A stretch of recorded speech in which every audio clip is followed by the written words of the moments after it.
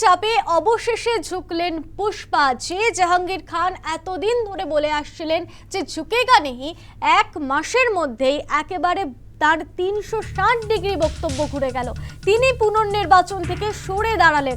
পলতা ত্রাস জাহাঙ্গীরের হম্বিতম্বি একেবারে খতম হয়ে গেল। ভোটের আগেই পগার পার জাহাঙ্গীর খান। সোনার ফলতা হবে বলেছেন মুখ্যমন্ত্রী। ফলতার উন্নয়নে স্পেশাল প্যাকেজ দিচ্ছেন। ফলতা শান্তিতে থাকুক, সুস্থ থাকুক, ভালো থাকুক, ফলতায় আরো বেশি বেশি উন্নয়ন হোক, তাই আমি ভোট থেকে সরে দাঁড়ালাম বললেন তৃণমূল প্রার্থী জাহাঙ্গীর খান। আজ সাংবাদিক বৈঠক করে কি বলেছেন এই জাহাঙ্গীর খান শোনাবো আপনাদের। আমি ফলতার ভূমিপুত্র। আমি চাইব ফলতা শান্তিতে থাকুক, সুস্থ থাকুক, ভালো থাকুক এবং ফলতায় আরও বেশি বেশি উন্নয়ন হোক। তাই সোনার ফলতা হোক, এটাই আমার স্বপ্ন ছিল। তাই আমাদের সম্মানীয় মুখ্যমন্ত্রী ফলতা উন্নয়নের জন্য স্পেশাল প্যাকেজ দিচ্ছে। সেই জন্য আমি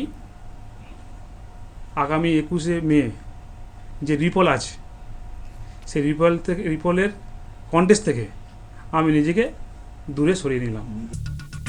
সেখান থেকেই সরাসরি রয়েছে আমাদের প্রতিনিধি প্রসেনজিৎ শাহ। প্রসেনজিৎ, আজ সাংবাদিক বৈঠক করে জাহাঙ্গীর খান তিনি বললেন যে পুনর্নির্বাচন থেকে সরে দাঁড়াচ্ছেন তিনি। 21শে মে নির্বাচন রয়েছে, তার ঠিক আগেই এই সিদ্ধান্তের কথা তিনি জানালেন। অন্যদিকে যে ছবি এই মুহূর্তে উঠে আসছে, তার বাড়িতে ইতিমধ্যেই তালা ঝুলছে। ঠিক কি কারণে এই সিদ্ধান্ত তিনি নিয়েছেন, কি বলেছেন তিনি?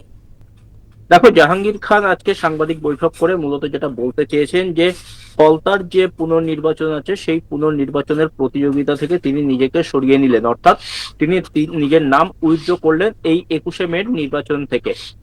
কারণ হিসাবে তিনি বলেছেন যে মুখ্যমন্ত্রী শুভেন্দু অধিকারী তিনি ঘোষণা করেছেন ফলতাকে আলাদা প্যাকেজ দেওয়া হবে, সোনার ফলতা তৈরি করা হবে, ফলতায় প্রভূত উন্নয়ন করা হবে, সেই বার্তা মুখ্যমন্ত্রী দিয়েছেন।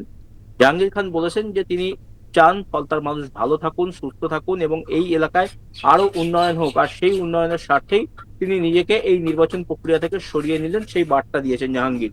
এখন প্রশ্ন উঠেছে যে জাহাঙ্গীর খান যে নিজেকে সরিয়ে নিলেন সেইটা তিনি কি দলের নির্দেশে নিলেন না নিজের থেকে এই সিদ্ধান্ত নিলেন? এই প্রশ্নের উত্তরে কিন্তু জাহাঙ্গীর কোনোভাবেই মুখ খোলেননি। এটা দলের সিদ্ধান্ত না এটা জাহাঙ্গীর নিজে ব্যক্তিগতভাবে সিদ্ধান্ত নিয়েছেন, তা নিয়ে কিন্তু বিস্তর প্রশ্ন রয়েছে।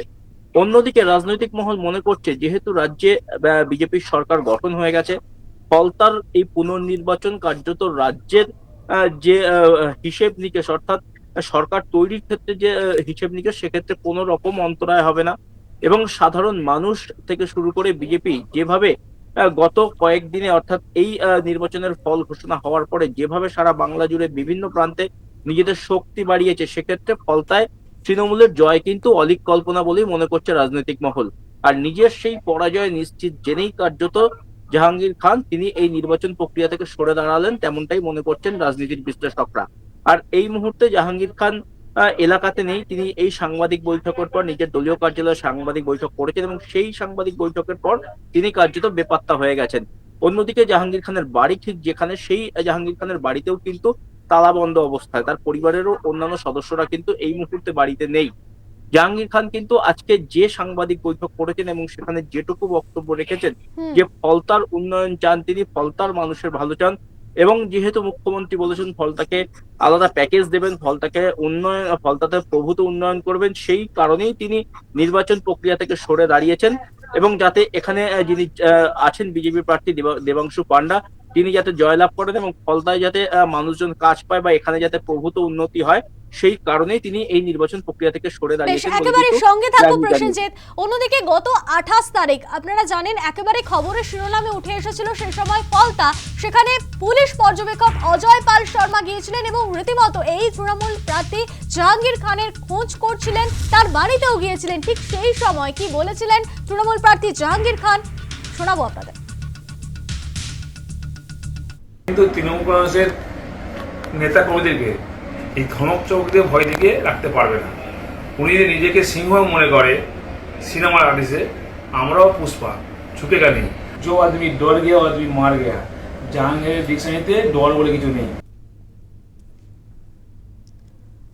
প্রসেনজিৎ, যে প্রশ্নটা এই মুহূর্তে সামনে আসছে যে এক মাসও সময় লাগলো না জাহাঙ্গীর খানের, কার্যত বাঘ থেকে বেড়াল হয়ে গেল তিনি। ঠিক কি সমীকরণ কাজ করলো ফলতায়?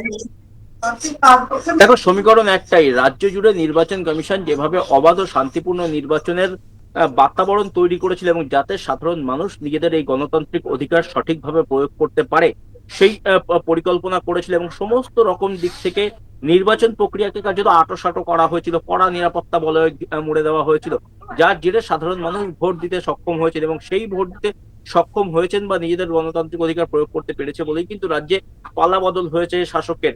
এবং সেখানে তৃণমূল সরকারকে হাঁটিয়ে বিজেপির পরিবর্তিত সরকার কিন্তু এই মুহূর্তে স্থাপিত হয়েছে গোটা রাজ্য জুড়ে।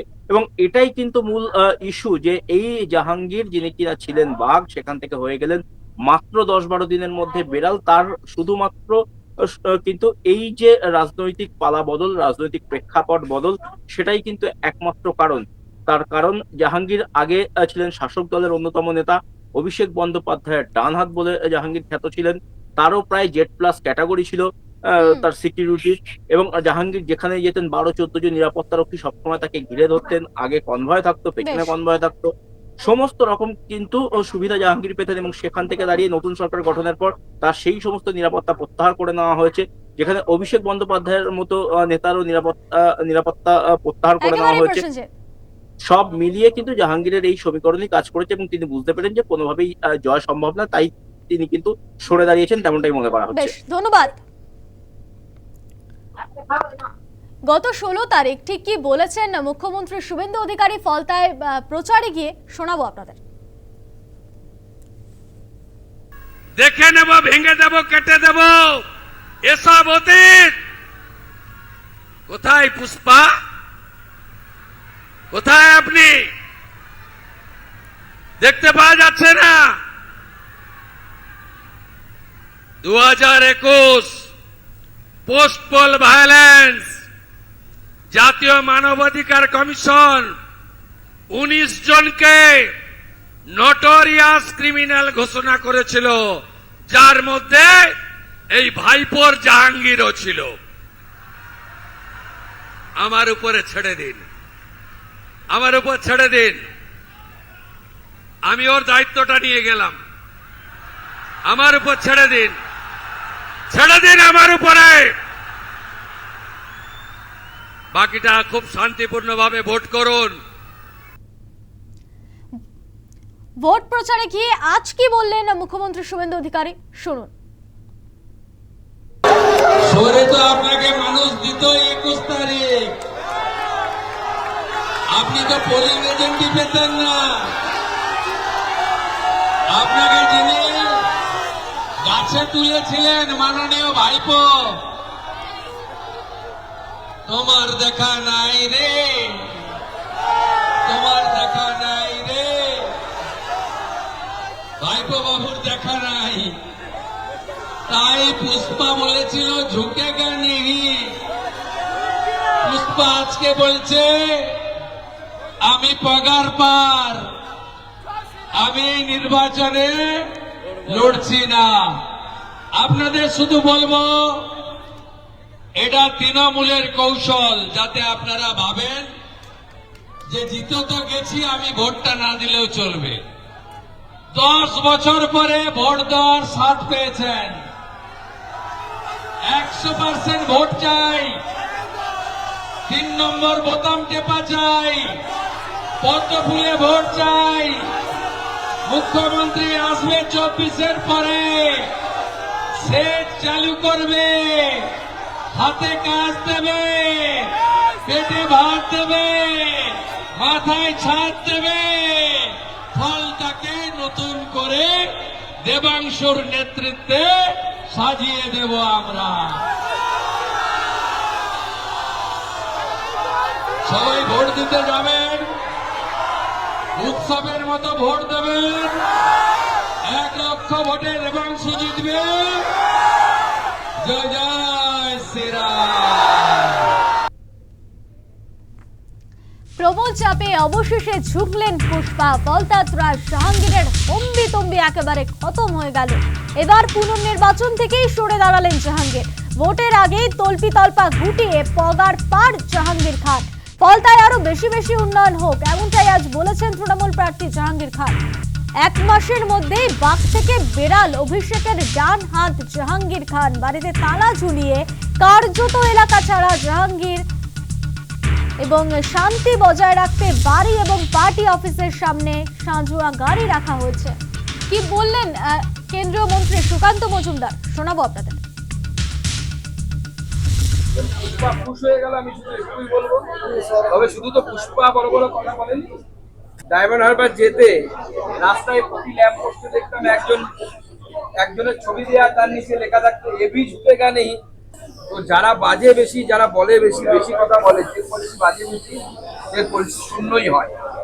এই সমস্ত বাজে বকা লোকেদেরকে নিয়ে খুব একটা মাথা ঘামাবেন না। যদিও নাম উইথড্র করার কোনো জায়গা নেই আইনত বা লিগালি, আর ও করবেই বা কাউকে দেখা যাচ্ছে না। অভিষেক ব্যানার্জি নেই, মমতা বন্দ্যোপাধ্যায় নেই, সে বেচারা একা। আইএসএফ বিধায়ক নওশাদ সিদ্দিকী তিনি কি বলছেন শোনাবো।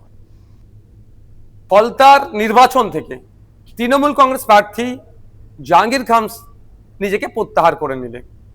এটা নিয়ে প্রচুর চর্চা হচ্ছে, কিন্তু প্রশ্ন থেকে যাচ্ছে জনমানসে, স্বইচ্ছায় তিনি নিজেকে গুটিয়ে নিলেন, না বিজেপির সাথে সমঝোতার তিনি বার্তা দিলেন, না তার দলের অভ্যন্তরীণ ডিসিশন তিনি মানলেন। এই বিষয়ে উত্তর সময় কিন্তু কথা বলবে, উত্তর দেবে। কিন্তু আমার একটা জিনিস থেকে যাচ্ছে, আমার মনে হয় দুটো জিনিস খুব হতে পারে। একটা হচ্ছে বিজেপিকে সমঝোতার বার্তা, যে বিজেপির নেতৃত্ব, যে বর্তমান মুখ্যমন্ত্রী শুভেন্দু অধিকারী মহাশয় জাহাঙ্গীর খান সাহেব সম্পর্কে যে কথা বলেছেন, তিনি সেই বার্তা দেওয়া যে আমি তোমাদেরই লোক, তোমাদেরকে সুযোগ করে দিলাম। অথবা এটা হতে পারে তৃণমূল বিজেপিকে নতুন করে সুযোগ করে দিচ্ছে। অথবা এটাও হতে পারে যে তৃণমূল কংগ্রেস দেখছে যে এই নির্বাচনে ফলতা থেকে 1, 2, 3 কোনো মতেই আসতে পারবে না, 4 বা 5-এ থাকবে। সেই জন্যই নতুন করে আমার মুখ থুবড়ে পড়লে পার্টি ঘুরে দাঁড়াবার আর কোনো জায়গায় থাকবে না। ফলে এটাকে সুকৌশলে জাহাঙ্গীর খানের নাম দিয়ে এড়িয়ে যাচ্ছে। তবে সময় কথা বলবে। তবে তৃণমূল কংগ্রেস যে দুর্নীতি অন্যায় করেছে, সেই অন্যায় দুর্নীতির আর মাপ ক্ষমা বাংলার মানুষ করবে না। নতুন করে আর তৃণমূল কংগ্রেসকে বাংলার মানুষ চাইবে না।